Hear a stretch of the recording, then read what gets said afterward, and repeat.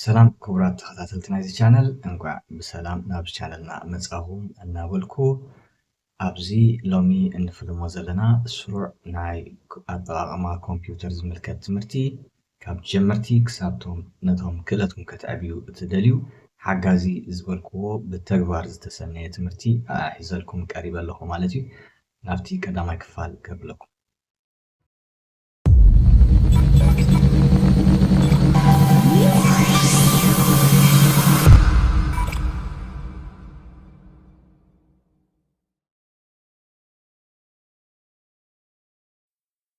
ሰላም ክቡራት ተኸታተልቲ እዚ ቻነል ከመይ ትቕንዩ ጽቡቕ ክትህሉ ምንየቱ እዩ።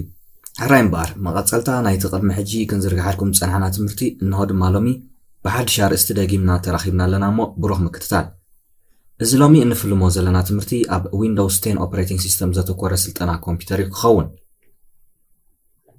ከምቲ ልሙድ ካባኹም ዝድለ ኩሎም እንዝርግሖም ቪድዮታትና ሳብስክራይብ ብምግባር ብቐደም ተኸተል ምክትታልን ዘለኩም ሕቶን ርእቶን ድማ ኣብ ኮመንት ምስፋርን ክኸውን ከሎ ካልኦት ኣሕዋትና ድማ ናይዚ ትምህርቲ ተጠቀምቲ መታን ክኾኑ ምሕባሮም ወይ ድማ ነዚ ቪድዮታት ሼር ብምግባር ክፈልጡን ክመሃሩን ክንሕግዞም ሓደራ እናበልኩ ብሩኽ ምክትታል ደጊመ። ሕራይ እምበር እዚ ሎሚ ንፍልሞ ዘለና ትምህርትና ብዛዕባ ዊንዶውስ 10 ኦፕሬቲንግ ሲስተም ኣብ ትምህርቲ ኮምፒውተር ዘተኮረ ክኸውን። ቅድሚኡ ግን ኦል ኣባውት ዊንዶውስ ብዛዕባ ዊንዶውስ ቁርብ ሓበሬታ ክህበኩም። ዊንዶውስ ኢልና ንጽውዕ ዘለና ሓደ ኦፕሬቲንግ ሲስተም ኮይኑ ብማይክሮሶፍት ዝበሃል ካምፓኒ ዝማዕበለን ዝምዕብልን ዘሎ እዩ ማለት እዩ። እዚ ኦፕሬቲንግ ሲስተም እዚ ኣብ ኮምፒውተርና ምስ ተጻዕነ ኮምፒውተርና ብዝግባእ ክንጥቀመላ ዘኽእለና ማለት እዩ። እዚ ዊንዶውስ ኢልና ንጽውዕ ዘለና ኣብ መብዛሕትአን ዘን ፐርሰናል ኮምፒውተርስ ክትገዝኡ ከለኹም ተጻዒኑ ምስኣተን እዩ ዝመጽእ። እቲ ኣብ ዓለም ከዓኒ እቲ ሞስት ፖፑላር ዝኾነ ኦፕሬቲንግ ሲስተም እዩ ማለት እዩ። ኣብ ዓለም ዳርጋ 80% ተጠቀምቲ ናይ ኮምፒውተር ዝጥቀሙሉ ዓይነት ኦፕሬቲንግ ሲስተም ስለ ዝኾነ ንሕና እውን ክፈልጦን ክንመሃሮን ግዴታ ኣለና ማለት እዩ። እዚ ዊንዶውስ ኢልና ንጽውዕ ዘለና እዩ እምበኣር ኩሉ ኣብ ኮምፒውተርና ንካይዶ ንጥፈታት ክውን ንክኸውን እዚ ይሕግዘና። ንኣብነት ኣብ ኮምፒውተርና ኢንተርነት ንጥቀም ኢና፣ ኢሜል ቼክ ንገብር ኢና፣ ስእልታት ኤዲት ንገብር፣ ሙዚቃ ንሰምዕ፣ ጌም ንጻወት፣ ቪድዮታት ንርኢ፣ ደብዳቤታት ንጽሕፍ፣ ዝተፈላለየ ስራሓት ንሰርሕ ኢና ማለት እዩ። ነዚ ኩሉ ክንሰርሕ ክኢድና ዘሎ መጀመርታ ደረጃ እዚ ዊንዶውስ እዩ ማለት እዩ። እታ ኮምፒውተርና ዝኾነ ዓይነት ዊንዶውስ ከይተጻዕነት እንድሕር ዳ መጽያ ትርጉም የብላን ብወላ ሓንቲ መንገዲ ክንጥቀመላ ኣይንኽእልን ኢና። እዚ ሎሚ ንምሃሮ ዊንዶውስ 10 ነዚ እዩ ዝመስል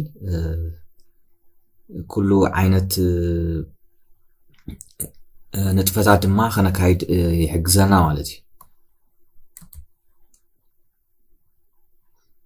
ዊንዶውስ ኣብ መብዛሕትኡ ኦፊሳትና ንጥቀመሉ እዩ። ምክንያቱ ብዙሕ ዓይነት ናይ ንስራሕ ዘገልግሉና ሶፍትዌራት ፅዒና ስለ ንሰርሐሉ ማለት እዩ። ንኣብነት ናይ ማይክሮሶፍት ኦፊስ ሶፍትዌራት ወይ ድማ ፓኬጅ ብምጽዓን ከም ኤክሰል ድዩ፣ ማይክሮሶፍት ወርድ ድዩ፣ ፓወርፖይንት፣ ደብዳቤታት ክንጽሕፍ ኩሉ የኽእለና ማለት እዩ።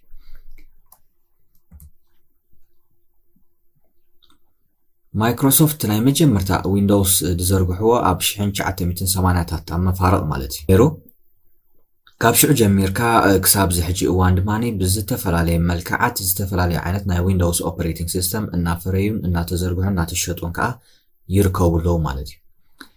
ንኣብነት እኳ እንተወሰድና ዊንዶውስ ኤክስፒ ኣብ 2001 ዝተዘርግሐ ኣዝዩ ህቡብ ዝነበረ እዩ። ብድሕሪኡ ዝመፀ ዊንዶውስ ቪስታ ኣብ 2007 ተዘርጊሑ፣ ብድሕሪኡ ዊንዶውስ 7 ኣዝዩ ፍቱው ዘሎ እዩ ክሳብ ሕጂ ኣብ 2009 ዝተዘርግሐ ዊንዶውስ እዩ። ብድሕሪ ዊንዶውስ 8 ተዘርጊሑ 2012 ብድሕሪ ዊንዶውስ 8 እውን ዊንዶውስ 8.1 ተዘርጊሑ ብድሕሪኡ ዊንዶውስ 9 ብምዝላል ዊንዶውስ 9 ዝበሃል የለ። ኣብዚ ሕጂ ሰዓት ንጥቀመሉ ዘለና ድማ ዊንዶውስ 10 ዝበሃል ኦፕሬቲንግ ሲስተም ካብ 2015 ጀሚርና ብዝተፈላለየ መልክዑ ኣፕዴት እናዘርግሑ ይዝርግሕዎ ኣለዉ ማለት እዩ። ማይክሮሶፍት ዳርጋ መብዛሕትና ከዓ ንዑ ንጥቀም ንርከብ ኣለና ማለት እዩ። እዚ ትምህርትና ድማ ኣብዚ ዊንዶውስ 10 ኦፕሬቲንግ ሲስተም ዘተኮረ ይክኸውን።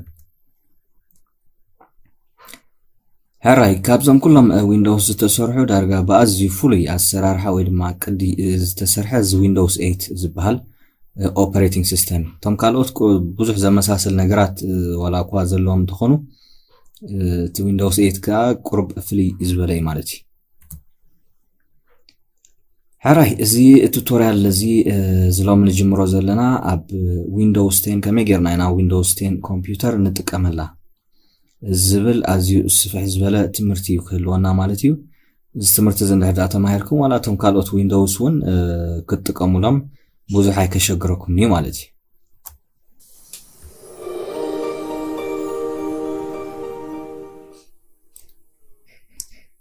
ሕራይ ንጀምር እምበር እታ ኮምፒውተርኩም ወይ ድማ እታ ላፕቶፕ ትጥቀሙላ ዘለኹም እቲ ናታ ትርኢት ነዚ ዝመስል ንሕዳ ኮይኑ ባይ ዲፎልት ትመፅኸላ ማለት እዩ። ዊንዶውስ 10 ኦፐሬቲንግ ሲስተም ትጥቀሙ ኣለኹም።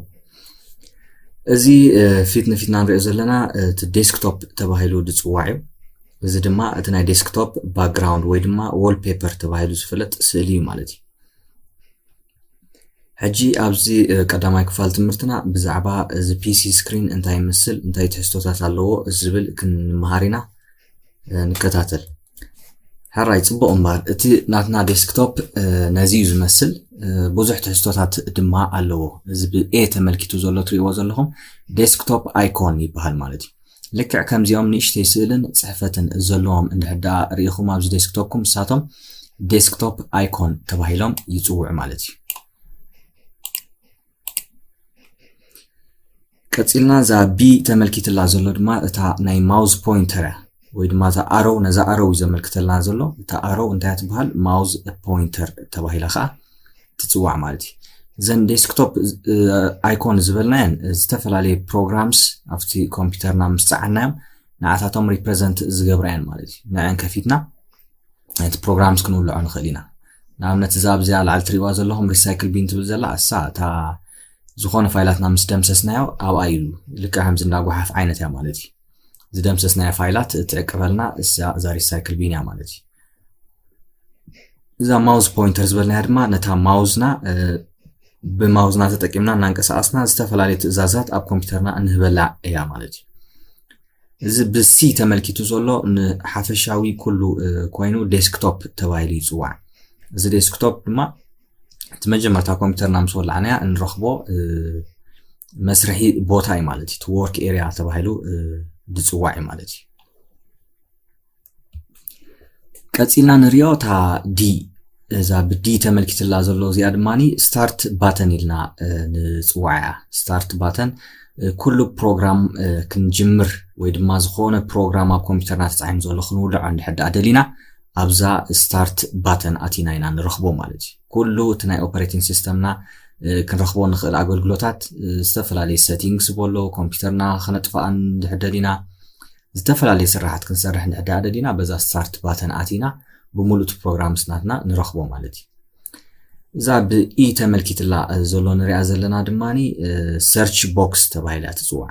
ኣብኣ ዝኾነ ፋይላት ክንደሊ ምስ ንደሊ ኣብኣ ክሊክ ጌርና እቲ ዝደለናዮ ነገር ኣብ ኮምፒውተርና ስቶር ኮይኑ ዘሎ ኣብኡ ብምፅሓፍ እቲ ፋይል ኔሙ ክንረኽቦ ንኽእል ማለት እዩ። ስለዚ ንሳ ሰርች ቦክስ ተባሂላ ትፅዋዕ ማለት እዩ። እዛ ብኤፍ ተመልኪትላ ዘሎ እትሪእዎን ዘለኹም እዚኣተን ድማኒ ታስክ ባር ኣይኮንስ ተባሂለን ይፅዋዕ። ልክዕ ብኤ ተመልኪቱ ዝረኣናዮ እንታይ ኢልናዮ ዴስክቶፕ ኣይኮንስ ኢልናዮ ምሽ ሕጂ እዚኣ ኩላ እዚኣ ኣብዚ ታሕቲ ንሪኣ ዘለና ታስክ ባር እንዳ ትበሃል። ኣብዛ ታስክ ባር ዝመፁ ኣይኮንስ ወይ ድማ ባዕልና ፒን ንገብሮም ኣይኮንስ ክህልው እንዶም ንሳቶም ድማ ታስክ ባር ኣይኮንስ ተባሂሎም ይፅውዑ ማለት እዩ። ሕጂ እዚኣቶም ከም ሾርት ካት ዓይነት እዮም ከምዚ ብቁልጡፍ ነገራት ንክንከፍት ዘኽእሉና እዮም ማለት እዩ። ብሓፈሽኡ እዛ ብጂ ተመልኪትላ ዘሎ ነዚ ኩሉ እዛ ሆሪዞንታል ተዘርጊሓ ዘላ ኩላ ንዓ እዩ ዘመልክት ዘሎ ታስክ ባር ተባሂላ ትፅዋዕ ማለት እዩ። ኩሉ እቲ ታስክስ ንሰርሖ ዘለና ስራሓት ከፊትናዮም ዘለና ፋይላት ክኾኑ ይኽእሉ እዮም እንጥቀመሎም ዘለና ፋይላት ክኾኑ ይኽእሉ እዮም ኩላቶም ኣብዚኦም ኮፍ ኢሎም ዝፀንሑ ማለት እዩ። ሕጂ ካብዚ እናወላዕና ከዓ ክንሰርሕ ንኽእል ኢና ማለት እዩ። ሕጂ ኣብ ኮምፒውተርና ሲ ኣብዚ ግዜ እዚ ራን ዝገብሩ ዘለዉ ፕሮግራማት ንሳቶም ኣብቲ ታስክ ባር ይፀንሑ ማለት እዩ። ብድሕሪኡ ኣብዚ ኤች ተመልኪቱ ዘሎ እንድሕር ዳሪናዮ እዚ ኤች ተመልኪቱ ዘሎ ኖቲፊኬሽን ኤሪያ ተባሂሉ ዝፍለጥ እዩ ማለት እዩ። ኖቲፊኬሽን ኤሪያ ብለና ኣሎ ማለት እዩ ዝኾነ ሓበሬታታት ክመጽእ ከሎ ኣብኡ እዩ ዝሕበረና ማለት እዩ ካልእ እዚ ብኣይ ተመልኪቱ ዘሎ ድማኒ ናይ ሰዓትን ናይ ዕለትን ሓበሬታ ዝነግረና ቦታ እዩ ማለት እዩ ስለዚ እዚኣ ኩላ ዝረኣናያ እታ ዴስክቶፕ ተባሂላ እትጽዋዕ ኤሪያ ማለት እዩ ኩሉ ንጥፈታትና ወይ ድማ ኩሉ ስራሓትና በዚያ ኤሪያ እዚኣ ኢና ንጅምር ስለዚ እዚኦም ዝረኣናዮም ካብ ኤ ክሳብ ኣይ ዘለዉ ኩላቶም ኣስማቶም ናይ ግድን ክትፈልጥዎም ክትክእሉ ኣለኩም ንምንታይ ከም ዝጠቕሙ ድማኒ ክትፈልጥዎም ክትክእሉ ኣለኩም ድሓር ኣብ ዝቕፅል ትምህርትና ኣይኮን ክንብል ኢና ወይ ዴስክቶፕ ክንብል ኢና ወይ ስታርት ባተን ገለ ክንብል ከለና ክትጋየሹ ስለዘይብልኩም እዚአን ናይ ግድን ክተጽንዕዎን ክሽምድድዎን ክትክእሉ ኣለኩም ማለት እዩ